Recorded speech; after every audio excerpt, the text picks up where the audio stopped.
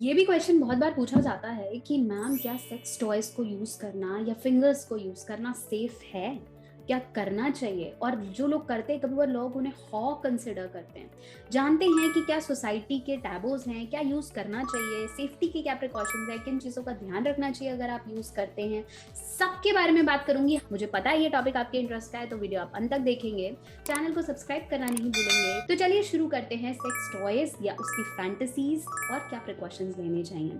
देखिए, मेल्स और फीमेल्स दोनों सेक्स टॉयज यूज कर सकते हैं। इसके लिए कोई एज का पैरामीटर नहीं है। As soon as you feel sexual erection and you feel it is safe to buy them and keep it, you can use sex toys.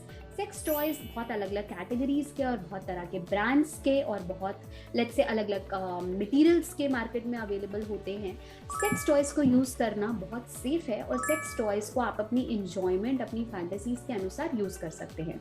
अब क्वेश्चन आता है किन चीज़ों का ध्यान रखने की ज़रूरत है। सबसे पहले समझिए कि अगर आप फिंगर्स को यूज़ करते हैं, जैसे फीमेल्स यूजुअली फिंगरिंग करते हैं या फिंगर को यूज़ करते हैं, तो ऐसे में उसका क्लीन होना बहुत ज़्यादा इंपॉर्टेंट है। नेल्स आपके कट होने चाहिए, ब्लंट होने चाहिए, शेप होने चाहिए, ताकि वो आपको पेन ना करें।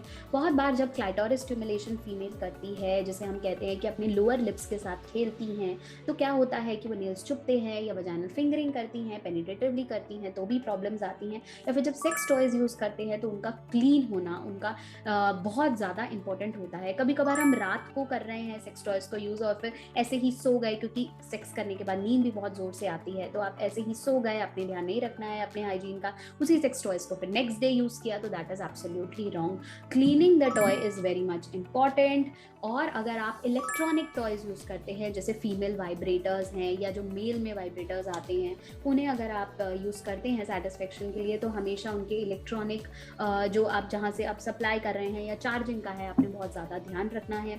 तीसरी बड़ी चीज़ है उनके मटेरियल का। कभी कभार हम ऑनलाइन बाय कर लेते हैं, लेकिन हम मटेरियल्स के लिए बहुत ज़्यादा सेफ नहीं होते हैं या श्योर नहीं होते हैं, तो हमेशा एक सॉफ्ट कंफर्टेबल मटेरियल को ही आपने सेक्स टॉयज के लिए यूज़ करना है। बहुत तरीके के सेक्स टॉयज आते हैं और बहुत जल्दी मैं वीडियोस बनाऊंगी मेल और फीमेल के किस तरह के सेक्स टॉयज इंडिया में अवेलेबल हैं, या आप कहाँ से उन्हें ऑर्डर कर सकते हैं। या अगर आप इंटरेस्ट रखते हैं तो मुझे कमेंट सेक्शन में ज़रूर बताएं कि मैं उस पर वीडियो बनाऊं या ना बनाऊं, क्योंकि आपके इंटरेस्ट पे ही वो वीडियो मैं बनाऊंगी।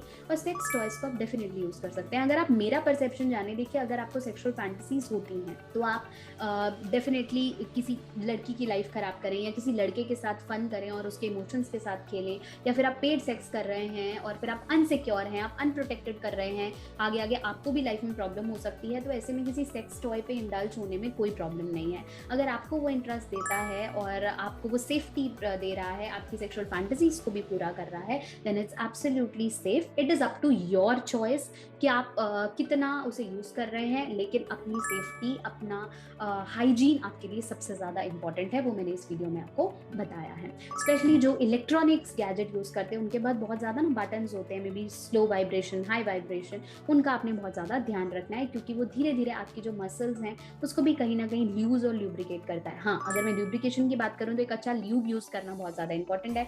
बहुत सारे सेक्स टॉयज ना, क्योंकि वो मटेरियल स्किन तो है नहीं जो कि डिस्चार्ज प्रोड्यूस करेगी या ऑर्गेजम प्रोड्यूस करेगी, तो वो है तो रबड़ का कोई मटेरियल या सिलिकॉन मटेरियल। तो क्या है कि ल्यूब्रिकेशन बहुत इंपॉर्टेंट है। अगर आप ऑयल्स या जेल, स्पेशली जो वाटर बेस्ड ल्यूब्स हैं, यूजली टॉयज के साथ आती हैं, उन्हें यूज़ करें तो वो ज़्यादा बेटर है। इससे आपको पेन या रेडनेस स्पेशली आपके पेनाइल एरिया में या वजाइनल एरियाज में नहीं होगी। तो आशा करती हूँ मेरी वीडियो आपके बहुत से डाउट्स को क्लियर कर पाई है। बहुत जल्दी एक और वीडियो लेकर आपके साथ हाजिर होंगी। तब तक डॉक्टर नेहा को प्यार अपने देते रहना है, बने रहें, जुड़े रहें। बहुत जल्दी एक और वीडियो, चैनल को सब्सक्राइब करना नहीं भूलना है।